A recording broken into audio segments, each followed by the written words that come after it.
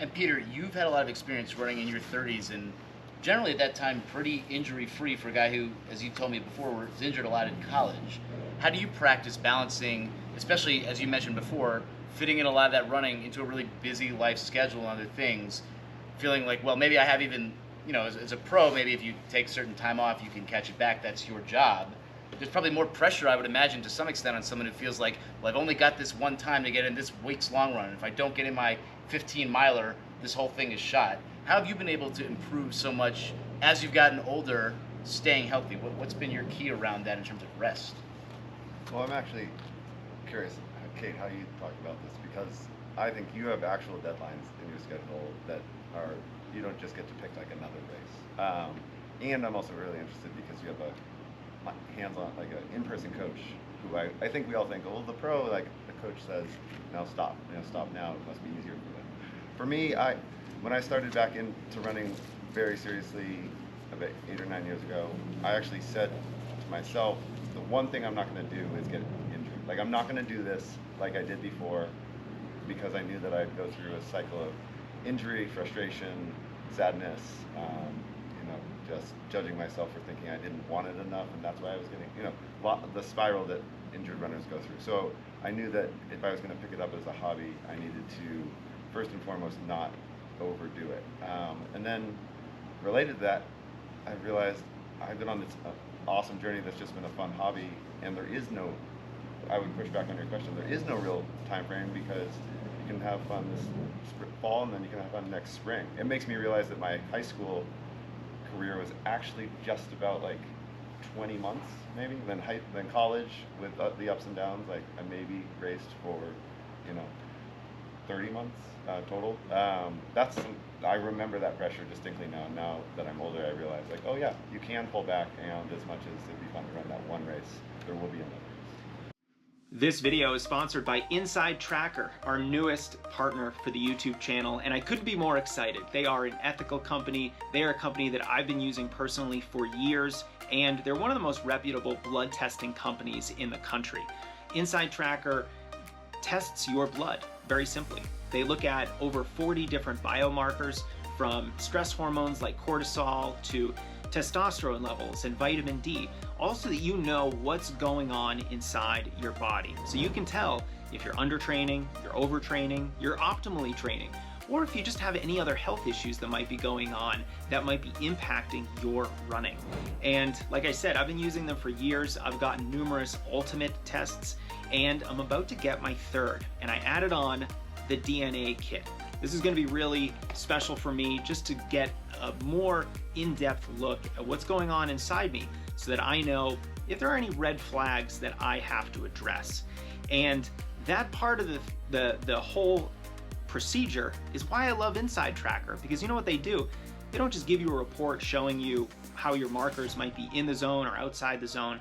They tell you how to improve them. So if you are too low or too high with any of these metrics, they give you science-backed ways to improve upon them through diet, exercise, or lifestyle changes. So I'm super happy about this partnership, and if you go to insidetracker.com/strengthrunning, use code STRENGTHRUNNING, you're gonna get 25% off any test that they have.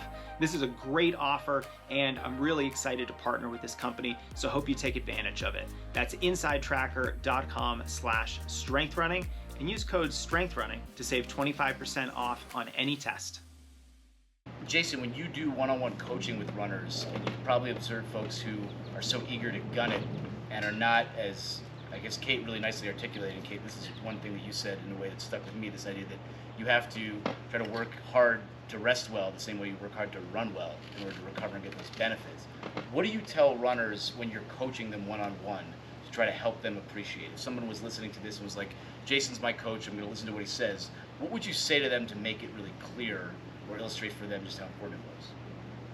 I think I might start with what Matt was talking about, and that was exactly my personal experience as well with running, where whenever my training was going really well, my miles were up, I was just rocking workouts, I was feeling good, everything was going well, that's when I would almost just be like, that injury is right around the corner. I'm so nervous right now because this is my pattern. This always happens to me.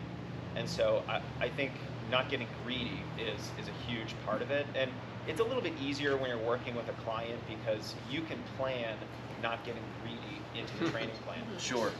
And you can also talk about proper pacing and make sure that at certain periods of the training cycle, we're really going to focus on slow on some days, and that can be really valuable. But then just talking about the very fundamental aspect of adaptation, that you actually get faster when you rest. So if you have a great long run on a Saturday and you're supposed to take Sunday off, that is just as important as the long run, because your body's going to do its repairing, it's going to recover, adapt to all that hard work that you're doing. So yeah, I mean, it's appreciating both sides of the coin. It's the hard work and it's the rest, the yin and the yang of everything and how they kind of fit together.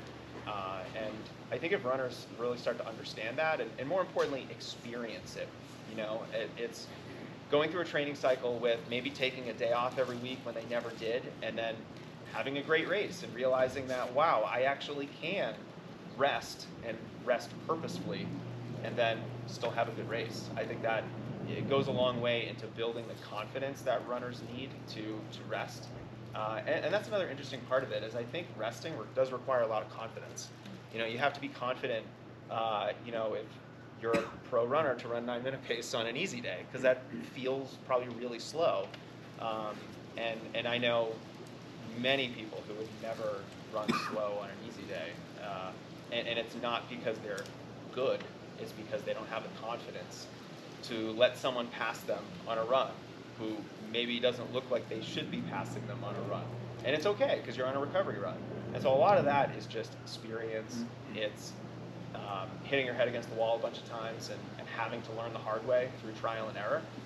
And that's important. It's an important part of the learning process. Kate, when you're doing recovery days, is it just, I'm not running today but having my normal day, or is there an active thing where you're like, I need to sit in these compression boots and do this for a while? How active versus passive is your recovery day? I mean, again, I think the greatest superpower for recovering is sleep, right? Like the only proven recovery tool is sleep. And so that is the main thing, like sleeping a ton at night, or not a ton. I mean, I try to be like pretty regular. So yeah, like every night, get however much I'm getting. Also, again, I'm like a professional runner, so I have a lot of like ability to do that, where other people, maybe it's like, obviously if you have life, you can't maybe get 9 hours of sleep every single night or whatever. And also will nap generally like on hard workout days. Those would be the main things. Yeah, I tend to, at this point, my really slow runs would be like a shakeout, like 3 or 4 mile run. I think they're also, obviously you have a coach that's teaching you. I think there's probably a negative to going way too slow of pace and just like pounding your body for an hour versus just like literally not doing it. At that point, if I'm literally running that slow, I should just not run, or like elliptical or something. You have to be in enough of a rhythm so it's not just plots. Yeah, like what's the point then? Like why are you even doing it if your heart rate's not? I mean, yes, but I think I just realized I'm giving this advice, and I'm like, I actually wouldn't do that for an hour at this point.